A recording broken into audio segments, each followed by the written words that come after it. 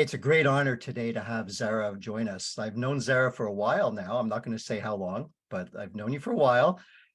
Actually, right back from your first ITEL class, I would think, right? Yeah, Absolutely. Yeah. absolutely. And like Catherine said, it's a great honor to have you join us here today. And I'll just give a little introduction because I've known Zara for a while, and she comes to this conversation with a very unique perspective. She's been a she's been a consultant and operating at a very high level. She's been a practitioner of service management, and she's also been a senior leader in terms of service management programs. So that wealth of experience is excellent. It's like a 360-degree view from someone who uses the processes to someone who oversees and implements the processes. So again, it's just wonderful to have you here today. Maybe Well, you can just thank say a you, few words David. about yourself. Yeah, thanks, David, and thank you for now giving away the timeline. But to David's point, we as service management professionals, we've known each other. I think I would say early in my career, have worked with David and probably a lot of folks that are here already. So I'm really honored that I was asked to share some of the experiences, have this conversation, hopefully help people who are going through the journey. And we've looked at this from many vantage points over, I would say, a couple of decades at least. And I think, happy to share experiences and then even keep the dialogue going, post webinar. So thank you for the invitation Quite and the welcome. forum. So And yeah. and for those of you who don't know me, I've been in the service management space for quite a few years myself. And like Zara, coming at it from different perspectives. I used to work fixing mainframe computers, so I was sort of at the back end of change and incident and problem all the way through my career as a consultant, a practitioner, and more recently working with Navvia as the CEO and also one of the people behind the Navvia Process Designer. So a little bit about our company. So Navvia was founded back in 1999 as an ITSM consultancy. And we did a lot of work with some great companies, with the New York Stock Exchange, Coca-Cola, um, Bank of New York Mellon, just to name a few.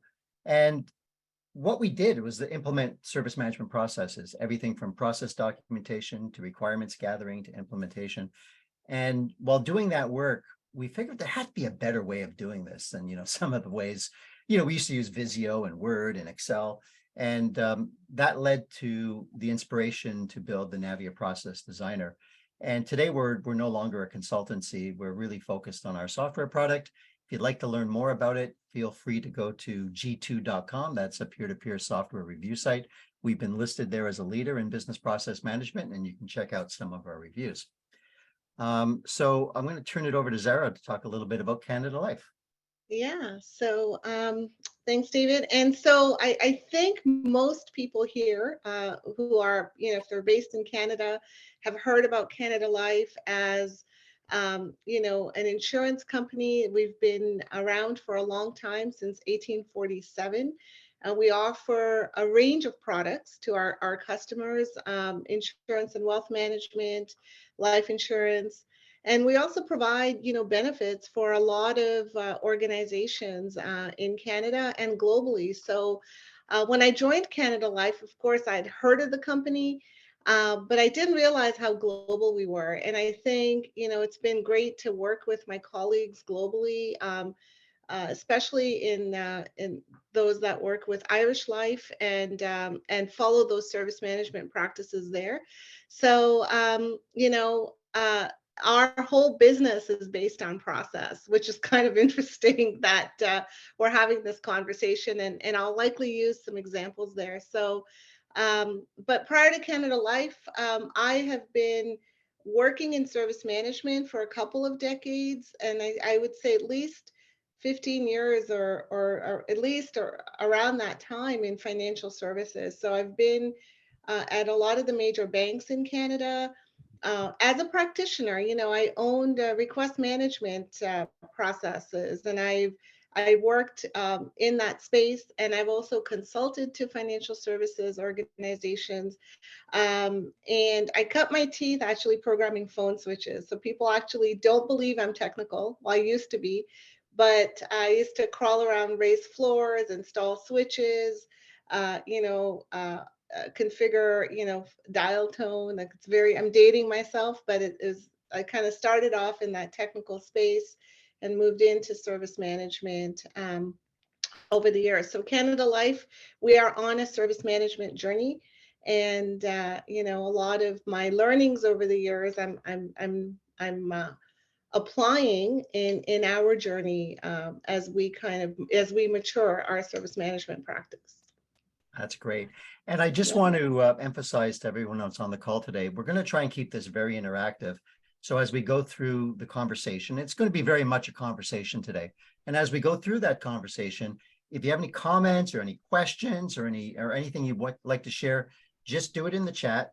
Catherine's going to be monitoring that and making sure that both Zara and I can see it. So the more interaction, I think, the better it'll be for everybody. So before we get into the meat of the presentation, just a couple of other things, a little bit of level setting. So what I'd like to do, first of all, is define what we mean by service management, right? So service management means a lot of things to different people, different things to different people.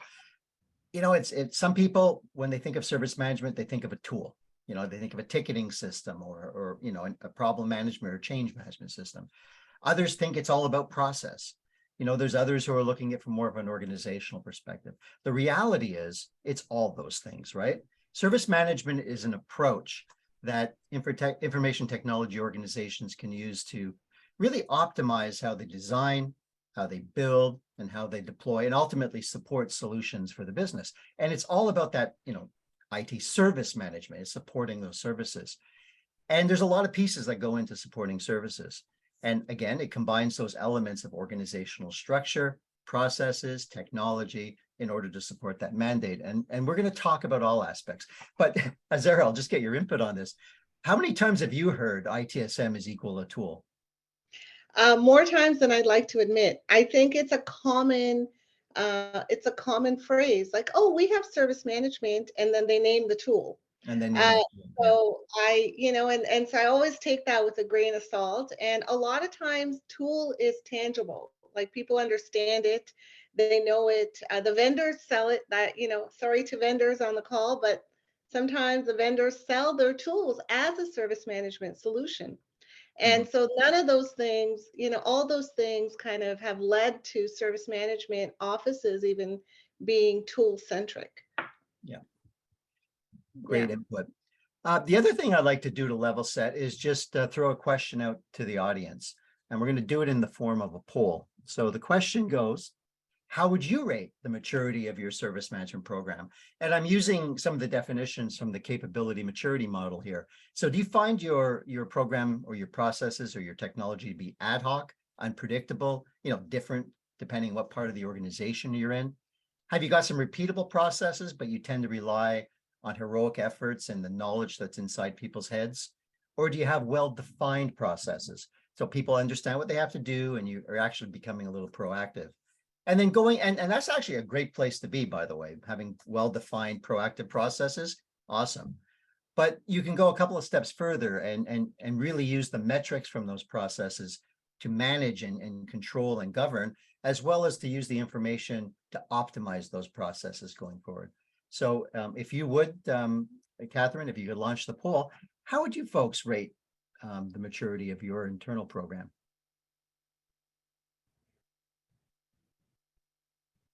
And we've got some of the answers coming in. We'll let it go for about another 20 seconds or so. And we'll see where we end up.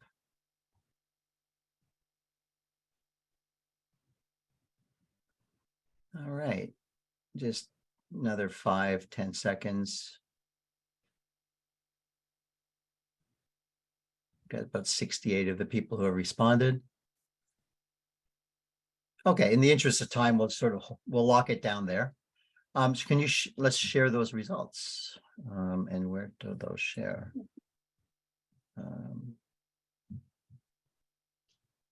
Are you seeing the results? I don't see them on my screen. Yes, I'm sharing the results. And you can see them? Okay, that's great. So taking a look at the results here, it looks about 9% of you say your process is or your program is ad hoc. Another 48% say that you're in the repeatable. So if you look at that kind of as, you're looking at, about 51% come in at level 1, level 2. 30% of you say your processes are defined, which, like I said, is an awesome place to be. There's 9% who say you have processes that are well measured and controlled, and 3% say you have optimized processes. So my hat's off to those. It's not something we see all that often, but it's great that if you're in that position, that is just terrific. So we'll stop sharing that. Great. So what we're going to do is we're going to basically introduce some questions. We're going to discuss those questions. I really encourage anyone to have any comments about the questions or want to ask any additional to chime in. But we're going to start with myths. That's a popular topic. So Zara, you've led numerous ITSM projects as a practitioner, consultant, as a senior leader. What are some of the common myths that you have come across in the area of service management? Yeah, this is a great question because there's so many, but I think the common ones I often hear, I'll rhyme them off and we can talk about them. One of the most common ones is ITIL is the law. So service management is only about these ITIL processes which people must follow. Thou shalt. And they must be followed in a certain way. And if we don't follow them, service management office is going to come after us. And that's a really common myth that I hear all the time.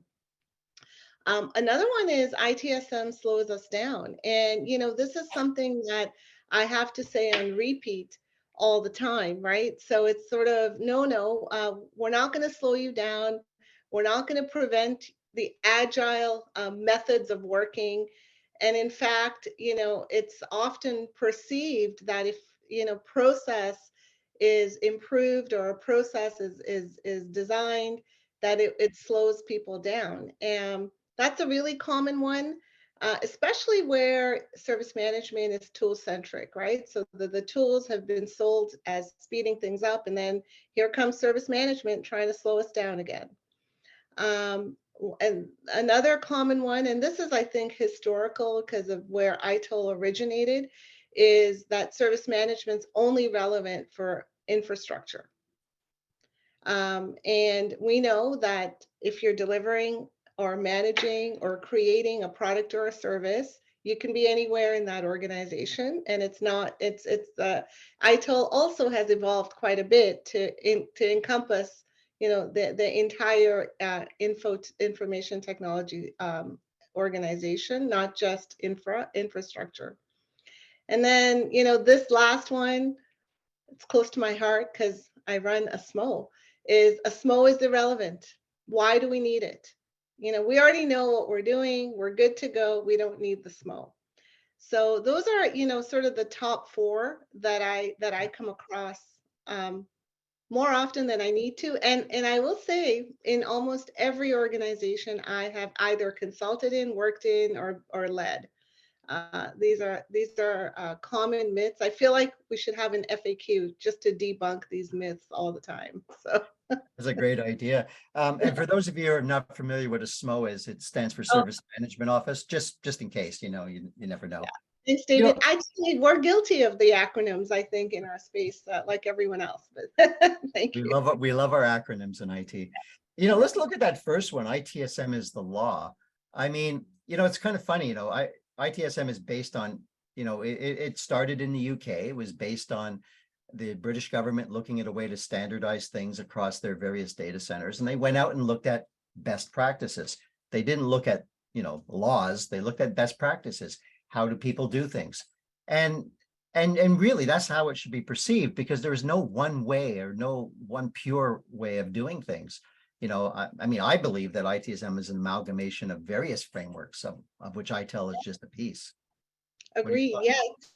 Yeah, sorry, David. Yeah, I agree. I think it's such a common myth that ITSM equals ITIL because we use these common processes. There's common ways of doing things, but one size doesn't fit all. We really want to tailor, so you may have common activities in a process, like for example, incident management has common activities. Do you implement it the same way everywhere? No, not really. It depends on the org, it depends on the resources, it depends on the complexity, geographical regions, so many things, right? So I think it's a combination. There's ITIL, there's COBIT, there's, so many other frameworks that can come together to kind of create ITSM for your organization, as opposed to only being the ITIL way.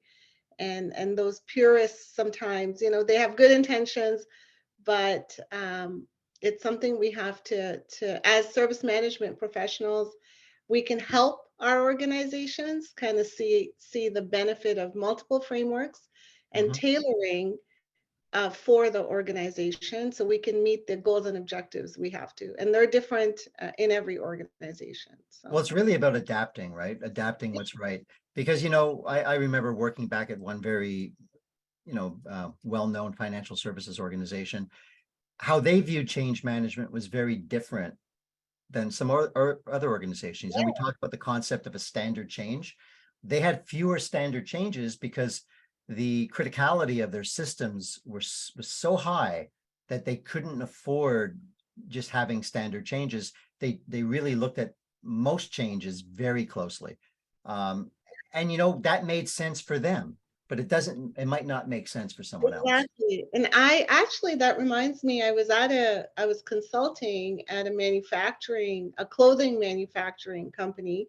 And for them, the scope of change included the beginning of the business case for the project. So they wanted change management to start at the early levels of planning for the change that then led them into the implementation of the change. And that, again, that was unique to them and may not be relevant in all other organizations. So we help them tailor that process because they also had different roles and different resources involved in the process. So yeah, a great example of tailoring and how service management can help with that. So Yeah, because the folks, the roles in the service management organization understand the different practices and frameworks and can help adapt what's right for a particular organization. Going on to that next one, ITSM slows us down. That's interesting. I mean, if you look back in the early days of manufacturing, Henry Ford introduced the assembly line, and that was a process, if you will, to improve, well, mass production. It allowed things to happen quicker. And when a process is implemented, if the process is slowing you down, it's a poorly implemented process. It has nothing to do with the fact that you're using process, because in a large organization, a complex organization, process is what's going to save you, because there's too many moving parts. There's too much, in terms of a configuration. You have so many pieces. You have external systems, you have internal systems, and all of this has to work together to deliver a service. So without process, you'll be lost. So I mean, I don't understand why people say process slows you down. yeah, I think I find, and I'd love to hear what the folks on the call think, but I think part of it is just the mindset around, with automation, with agility and velocity and all the words we hear. I think there's a mindset around process that has to be reset, in that if you know how to do something well and you look at, I'll do the same steps every time and achieve a result, that should speed you up in so many ways that you'll automate. If the process is bad, you'll automate a bad process. You're not going to necessarily fix, Yeah. the problem. And I think a thing you talked about, David, is all these processes work together. So it's an ecosystem, right? So incident feeds into problem, feeds into change. You need data, configuration data, whether it's manual or in a system, to understand what it is you're changing. You need to understand the impact to the business. If you have services defined, you want to understand, what services you're affecting. It's all part of an ecosystem. So I think if you can improve, the results you're trying to get from the process, and you lean out that process, there's so much to be gained in speed. Well, you know And what? Oh, sorry. Go ahead. yeah, sorry, and predictability is what I was going to say. So you know what you're getting at the end of your process. So Exactly. Well, you know what really slows you down? It's all that rework that happens after something fails. I mean, there was, yeah. without going into any specifics, here in Toronto, where I am, there was a large, commercial service provider that had a very large extended outage, and had no, basically due to a single point of failure and poor, and the outage was extended and affected a lot of customers, primarily due to the inability to recover from that disaster. And so, you look at the little work put into process, or the huge public relations fiasco, and financial penalties and all of that come on top of a huge outage affecting millions of people. It's Yeah, so process doesn't slow you down. Process will, save your bacon. Yeah. And it's not really only for infrastructure, is it? Well, no, I think I'm hoping most of us know that. I do find organizational structures haven't yet evolved to represent service management across the board, but it's for everything, right? It's your applications, it's your services, it's your products. So throughout the entire IT org, because we all are service providers, we deliver services to our consumers. And we also need to be mindful of the fact that we all play a role in that service delivery, and what is that role? So it's not just infrastructure, it's really the entire structure of how we deliver services. So I think I find that this is kind of the mindset around that is changing. I just think org structures are still not there yet, in terms of where service management offices are positioned. Not to say they're wrong, but it's just that they haven't maybe caught up to where service management is actually adding value across the organization. Well, especially in this era of digital transformation, with more and Yeah. more business services being put online, and the better those services are, not only from a reliability perspective or availability perspective, but the better they are from just an experience perspective, the better it is for the company. And service management can help with all that. Yeah, we're finding a lot of our programs in service management are linked to risk and resiliency, right? So we're linking to stability, risk, resilience, and then that's sort of stabilizing and sustaining. And then we have the user and customer experience also tied into that. So we can help bring that picture together Mhm. um, across the org. So, I had a leader once who called service management the glue. And, when you try to explain what that means, it really is like service management can bring in that collaborative mindset, right? We can bring in all the process owners, the service owners, really have those big picture conversations and show them how we can apply good process.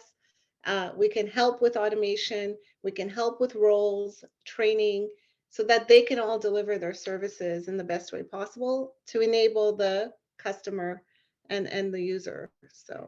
So we have two questions. I'll just Oh, touch upon great. them, then we'll move on to our next topic. So Hani asked, can you touch upon people's role, culture, skills, etc., towards the ITSM approach? I think we might touch. We're going to be having a little conversation on organization coming up, so we'll get to that one in a few moments. But Christy put in a question. In a time when companies are looking at automation as a way of the future, and with budget constraints, how do you convey value in investing in ITSM resources and refining processes when a machine can perform even inefficient processes faster than current methods? Oh boy, it's an interesting Wow, question. good question. Good question, Christy. You want to take the um, first crack at it? I can, and I did in full transparency. Christy is a Canada lifer. Okay. So, so I think that, a lot of times we have to be able to measure, what that process is delivering. So when we say faster, I think, I always start with, well, what does faster mean? Like, are we delivering value? What is that process connected to? So if we can measure it, that's a first win, because I feel like if I ask, like, how long does something take before you automate it, it's often hard to get that answer. Also, you don't need a human, maybe to execute tasks in a process, but you probably need a human to look at the results and see if it's actually delivering value. So I don't know, investing in ITSM resources, I think, has to be done with that, service value in mind. Like, how are we articulating what we're delivering? Do we have the right services? Do we have the right mix of processes? Do we have the right roles? I ask this question all the time. So I think, Christy, it's sort of looking at, how much do we want to invest to achieve the objectives we need to, and right size it. So one of the things I was going to talk about later is, we shouldn't be afraid to course correct when we need to, but you need a good baseline to start with. You need to understand, what does faster really mean? Because faster could still produce garbage, right? I mean, so Just a are we lot more of it. a lot more of it? So if you have a bad process, you get more, we talk a lot about technical debt. Are we looking at it from all angles, right? Are we looking at app and tool rationalization versus sort of investing in people to maybe look at results and build relationships and create value for the business? So I know it's never black and white. When you're in service management, you have to love the gray. But I do think you need to look at what we're producing, for whom, is it delivering value, and will automation actually help speed that up? I would just like to reiterate on two things that you said, because I'm a huge believer in it. First of all, you can't automate what you don't understand. Machines just don't do things on their own. I mean, you have to set a blueprint in place, and you've got to set the constraints and the measurements and the metrics and as you said, add value. So the first thing is, ITSM people can do a really good job of understanding the business requirements and translating them into technical requirements that actually result in good automation. I don't know how many, because I get to see things across a lot of companies, as you have in the past, Sarah. How many tool implementations have just fallen flat on their face because the goal was to get it in fast, not right. And it takes ITSM people to get it in right. And then you get the value from it. So you can't automate what you don't understand. And automating a bad process is just, well, it's just going to result in more bad results just quicker. Right. Bad results faster. Bad results faster. Let's move on to the next question, but this is great. Thank you for sharing that. And I do encourage anyone who has questions to pop them into the chat. So we're going to talk a little bit about organizational challenges, and that's a big thing. So, there's a lot more to an ITSM program than, picking a tool and implementing that tool. It really involves a lot of organizational aspects. So what tips do you have, Sarah, around selling the value? What tips do you have around organizational challenges, and what are some of the challenges that you've faced over the years? So a lot of, I would say, a consistent challenge, and I've seen this over the years in many organizations, is leadership support. And I'm not just talking about leaders who will approve a budget or resources, because we do need that, or somebody who will kick off an ITSM program and then never be seen again. This is visible, consistent leadership support for the program. Leaders who care about results, who really want to understand, how do I improve the quality of my services? How do I make sure my organization is structured properly to deliver value to the business? And what does value mean? It could be something, it could be avoidance of incidents. It could be, a better service catalog. So when my consumers request something, they get it, or they can go and understand what IT delivers as a service. It could be better risk and impact through changes, because we want to stabilize and secure our environments.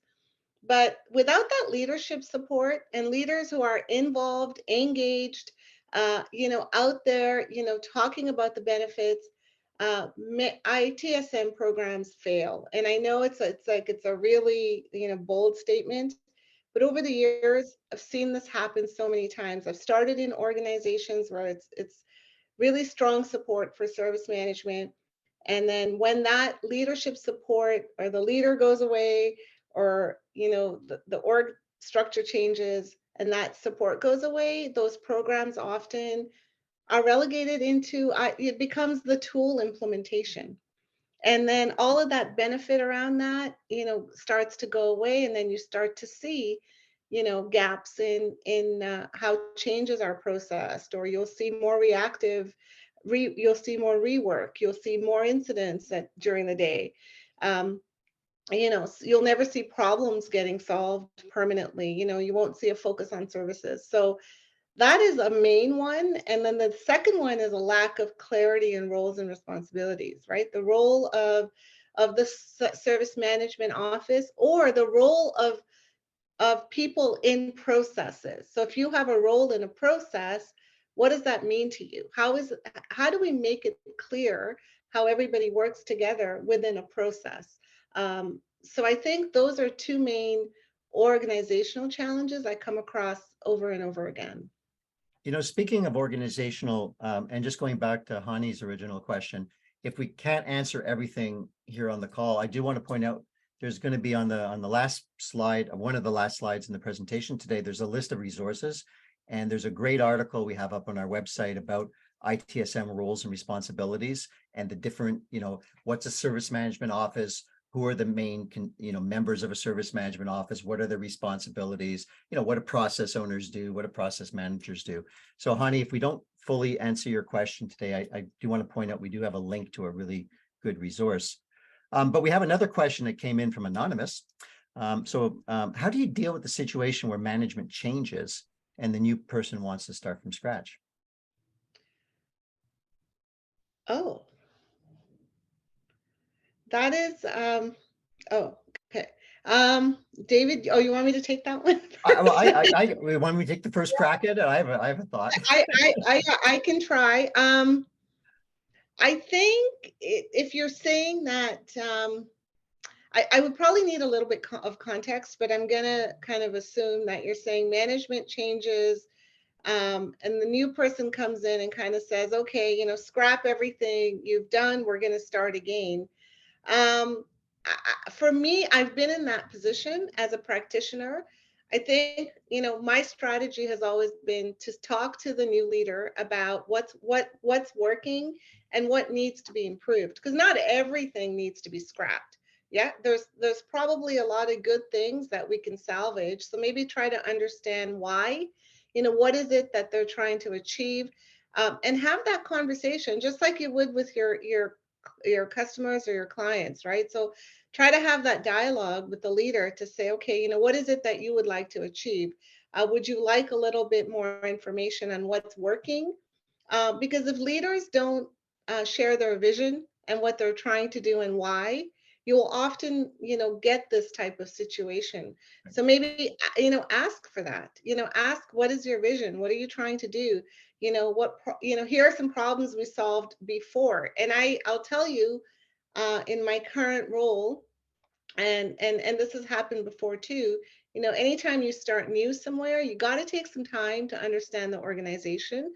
You got to take some time to go talk to people and get a sense of what you're trying to achieve, and then come back with a vision, strategy, goals, and objectives, and bring your team along. So that's my tip on how I've handled that.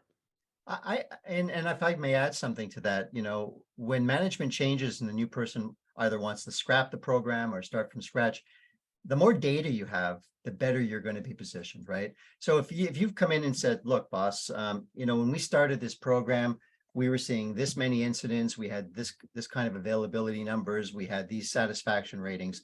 And by implementing these processes, we did a baseline assessment, we saw maturity, we saw improvements, and we saw these tangible benefits.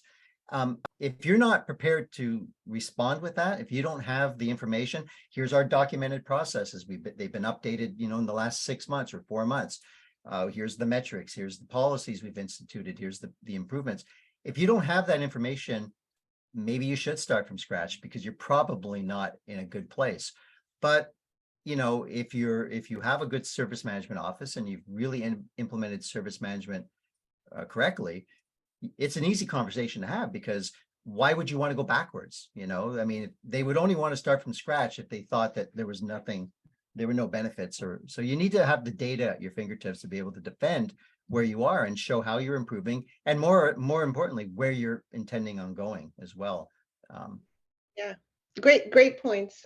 Great points there, David. I asked for a lot of data every time when you're consulting, right? That's kind of what we ask for initially, is all the data that they have, so we can understand and assess That's where we're right. starting from. Yeah. Another question came in. Did you have struggle implementing service owners? And if so, why and how did you address it? Yes. Uh, always a struggle. And I think, in my experience, the struggle is because there was no real understanding of what a service is. How do you define a service, and what is a service? And you know, um, I'll give you an example. This was a couple decades ago when I started in service management. I was asked to create a service catalog, and at that time, we didn't have, like, the tools didn't really have the web-based catalogs, and so it was being done on paper. And my first my first order of the day was to help define services. So I had, the leader of desktop services, of, storage, network, all the domain areas in a room, trying to define what services we offer in IT. And everybody knew their own domain, but it was really hard to get people to connect that to a service that's consumable, right? So, what would we put in our catalog, right? So, desktop services, okay, what does that allow us to do? So, that exercise helped us define a service that the end user would consume. There were some that were services for IT, by IT, and then a lot of them were services for the end user consumers. And then we got to see that, many departments play a role in delivering that service.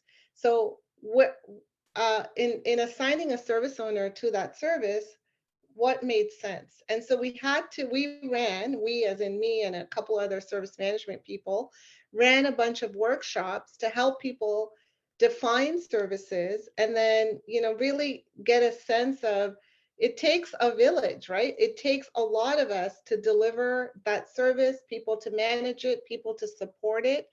And then you'll say, okay, but the main part of the service is delivered out of this team. It makes sense for this person to be the owner. And then define what an ownership means. Define what it means, that the accountability that comes with it, the fact that an owner needs to have good relationship management skills, needs to work well with the process owner, needs to work well with the platform owners. And often none of these people report to the service owner. So I think defining a service, gaining an understanding of how that service will be delivered, supported, assigning ownership, and defining what ownership means. All really important elements in this. And trust me, it is a continued struggle. It is never straightforward. This is an area that I'm very passionate about, but that I sometimes, don't want to enter into that arena, because I know it's not easy. And that's where, a service management office can really help. If you have the right skills, you can get us to really help with bringing all those pieces together, creating a service framework, and helping assign the right owner to that service. So those are all excellent points. And the other thing I might want to add to that is, it's funny, sometimes owners are assigned because of their position in the organizational structure, as opposed to their willingness or skills to be the actual owner of the service. Oh, service owners don't, they have certain responsibilities, and if you assign those responsibilities to someone who already is overloaded with other responsibilities, they're not really performing the role of a service owner. So I've seen it happen, well, I'm the head of the service desk, so I should be the service desk process owner. Well, that maybe makes sense in some places, but in other places it might not make sense to do it that way. There's another question that came in here. Maria says, glad to hear we're not the only ones with the challenges. There's one last question here, and I think it relates back to the service owners. What's the best way to do ITSM analytics and reporting, especially for impacted services versus resolver groups? So do you have any thoughts on reporting and analytics around services? Many.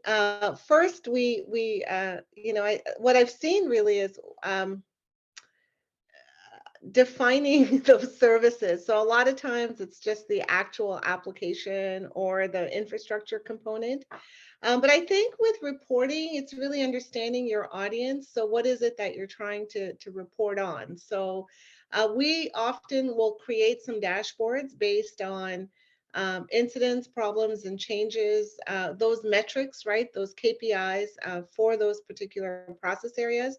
If you're looking to see, how many services were impacted by a change or an incident, then you can, depending on the tools that you have, so you do need the right tool sets and the right data sources for this.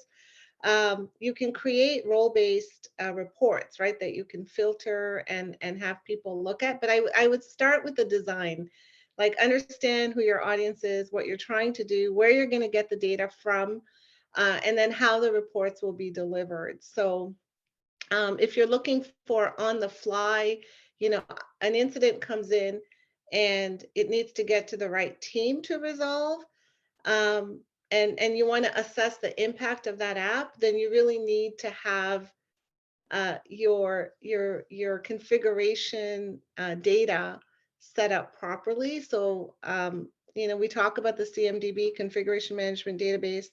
That is really valuable data. It could be manual, which would be very hard to maintain, but we use that in the tooling to say an incident comes in, and we put in some triage questions, right, to say, okay, what is this affecting? And then your reporting would reflect that, because you're picking the right application, you're picking, the right service. But all of that background work would have to be done for that reporting to be accurate. So I know my answers are all long because it's never a short answer, and I'm trying to apply brevity to my answers, but it's not working. Well, one of the things, if you don't mind me jumping in, there's two processes that really are fundamental to that. That's your availability management process and your service level management process. And having those processes in place are key, right? So first of all, you are totally right. You have to define what the service is, first of all. But if someone comes and says, here's a claim processing service that we're going to manage, well, what are the availability requirements? What does it have to be up 9 to 5 business hours, or does it need to be 24/7? What's the response time? What's the financial business impact if that service were to go down? So availability management can and service level. So service level management, you negotiate with the business. What are your requirements? Because you're just trying to support them. And availability management puts in the pieces and the measuring, and then event and monitoring also ties in there. But it puts in the pieces to make sure that availability is met. And then the monitoring, so you're measuring those key critical elements of the service. So again, back to service management. And someone said before, well, with all these automated tools, no automated tool is going to figure out what your services are. What are the components that make it? Yeah, you can do some discovery, but it's never as simple as that. You first of all got to, it's humans that define the services and set the requirements and the objectives. And then, other people decide, well, how much money are we going to invest in the availability of that service? Because you might want all the availability in the world, but if you have to be willing to pay for it. So that's why service, those availability, service level management, event and monitoring are key parts to getting those analytics, and understanding what analytics you're trying to capture. Yeah, really good point. And I do think, though, depending on your analytics tools, you should be able to get different views of that issue or service impacted for different audiences too, once you have all that data. I think you course. were in your morning meeting today, David, because that's exactly what I talked about, is implementing SLM, availability, and tying that into incident problem change, right? And that Exactly. full picture of the performance of your service. Yeah. Um, So, here's maybe the last just I'm looking at the time here. The last question for organization. Um, so in your experience, here's another great question. What's the biggest skill gap that an organization faces when it comes to implementing service management? so I like that skill is in quotes because it really does depend. So I think if you are looking to implement service management, you really should be investing in a service management professional to help you. I think, and I'm not saying this because I am one. I'm saying this because, a lot of people in an organization have a big job to do.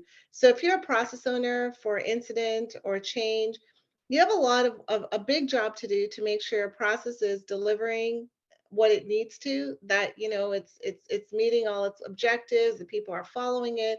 You don't have to be an expert in service management. So I think you want, a lot of times, and I think David, you touched on this, was depending on where someone is on the org structure, or they may have taken an ITIL class, sometimes they're tagged with running an ITSM program, and they may not have the necessary, skill set to look at service management as a whole. So I think you want to invest in a service management professional who has the background and the knowledge and the experience to really help set up the program.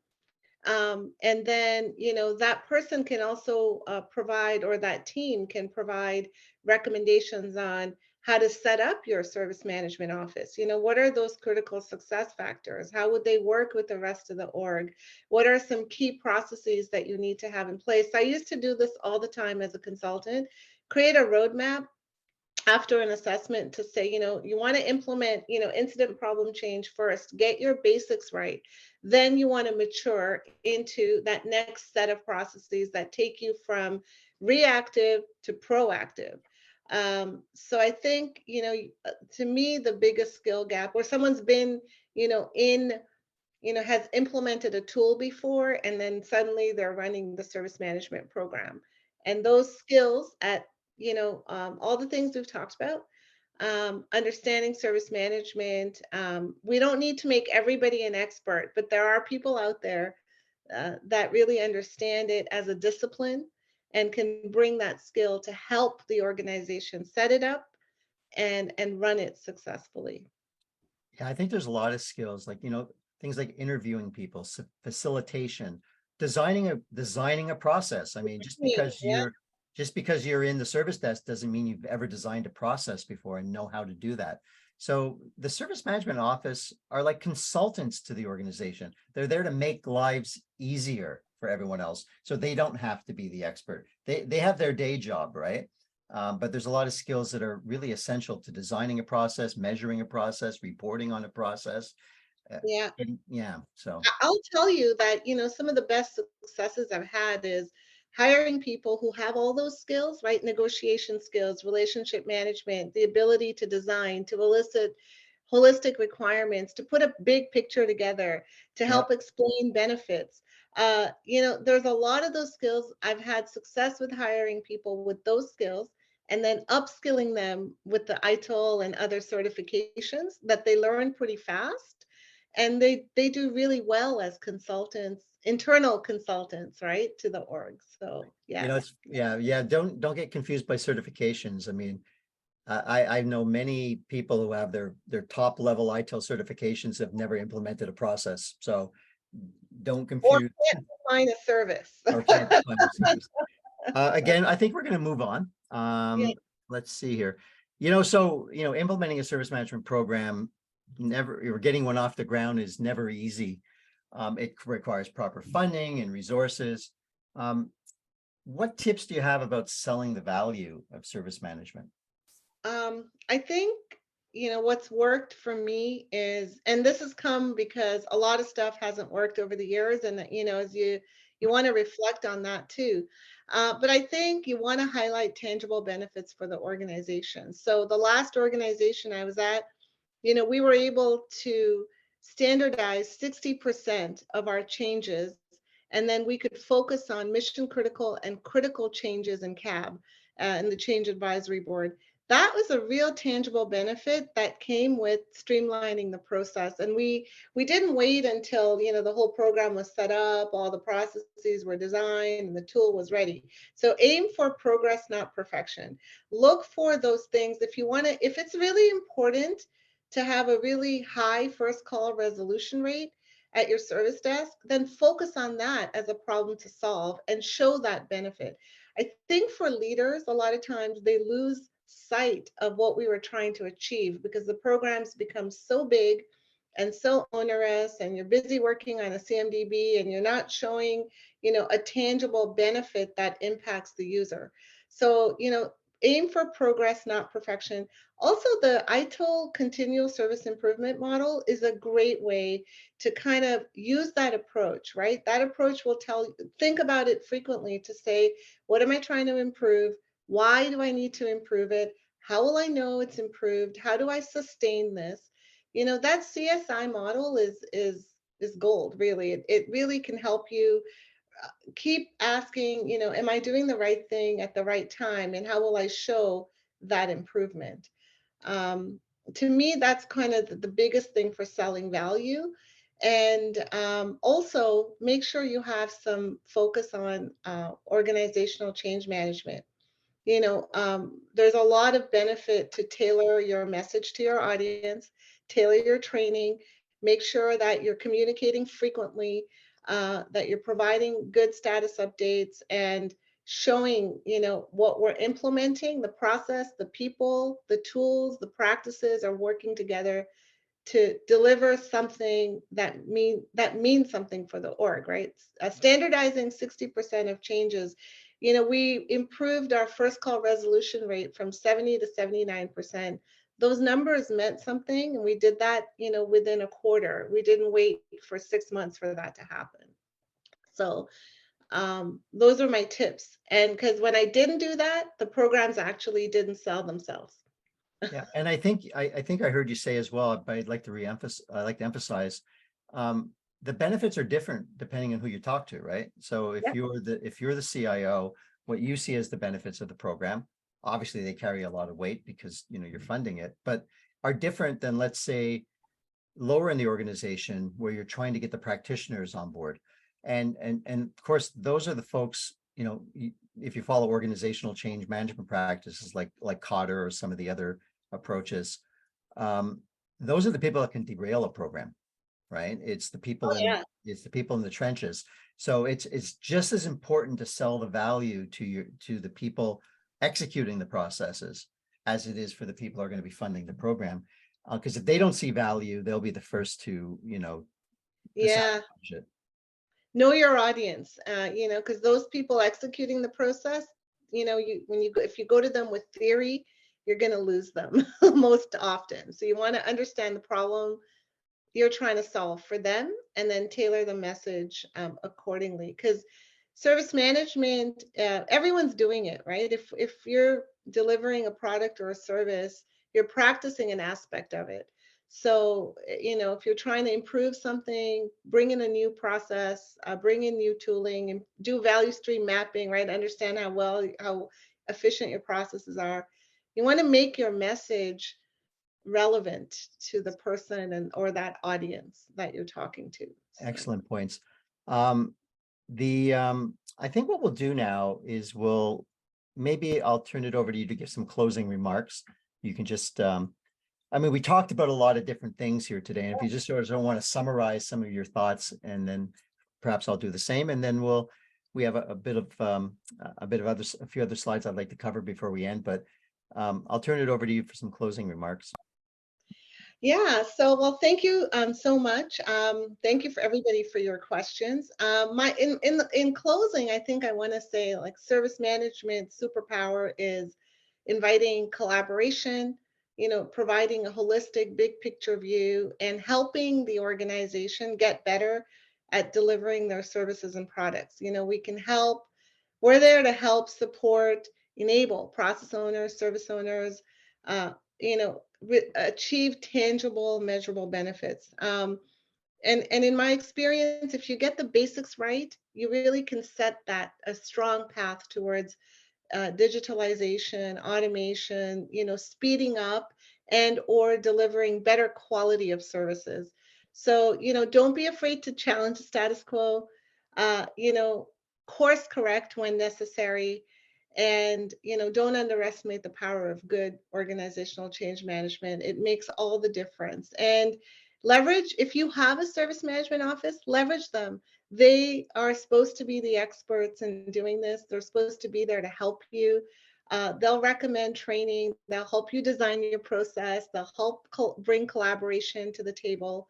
And, it can be a really great partnership between what you're trying to do and deliver and, leveraging the insights that a SMO can bring.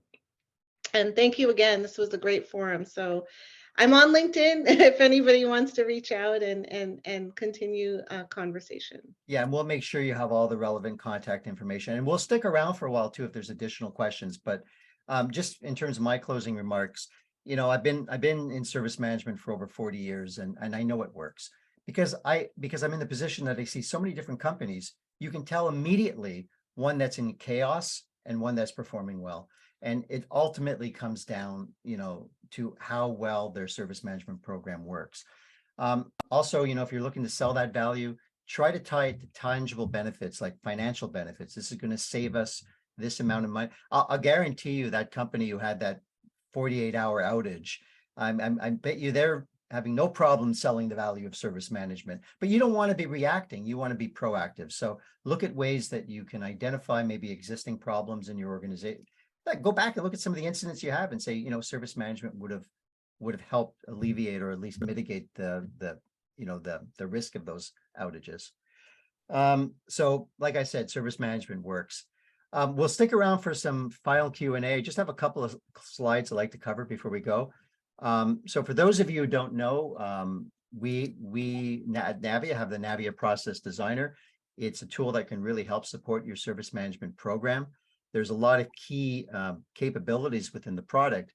You can do process design and sharing of process documentation. You can define user stories and requirements to ease the implementation of your processes, assessment and governance to make sure you're getting value, lots of templates to get you started. So if you don't have processes today, there's a lot of templates, incident, problem, change, service level management that can get you going. But more importantly, it's probably one of the biggest values in service management. It's priced really well. It has free read-only users, which allow you to share processes with everyone in your organization.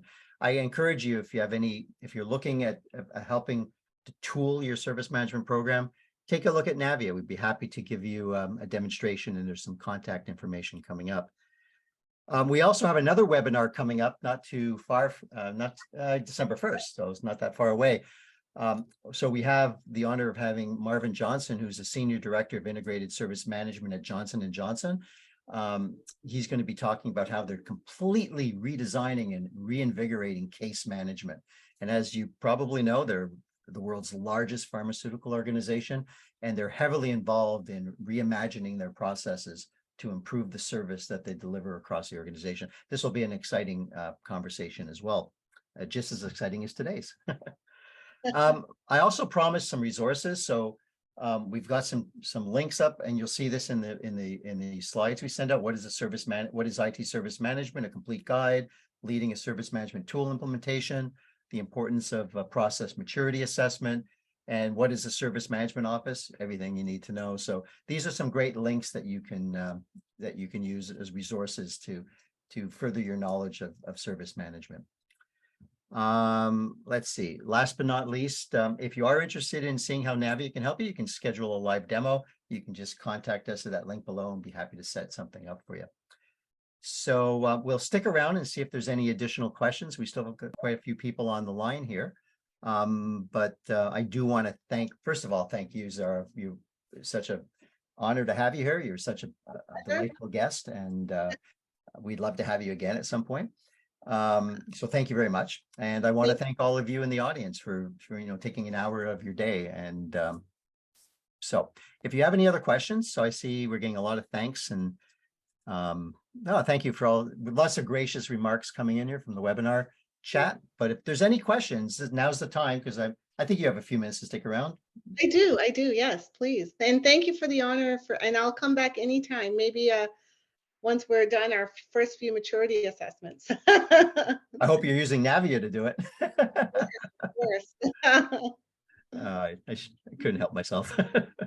We are for sure. So.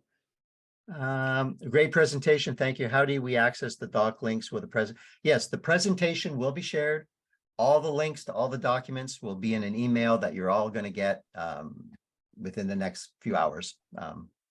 So you'll have everything you need. And you'll also be able to, if you have any follow-up questions, just respond to the email and we'll be happy to connect you. Also, I think we'll place your LinkedIn information, Zara, in the email that we send out. That would be great. Yeah. Yeah. All right. It doesn't look like there's any additional questions at this point. So once again, thank you all for joining us today. And I wish you a wonderful remainder of your day. Bye for now. Bye-bye. Thank you. Bye.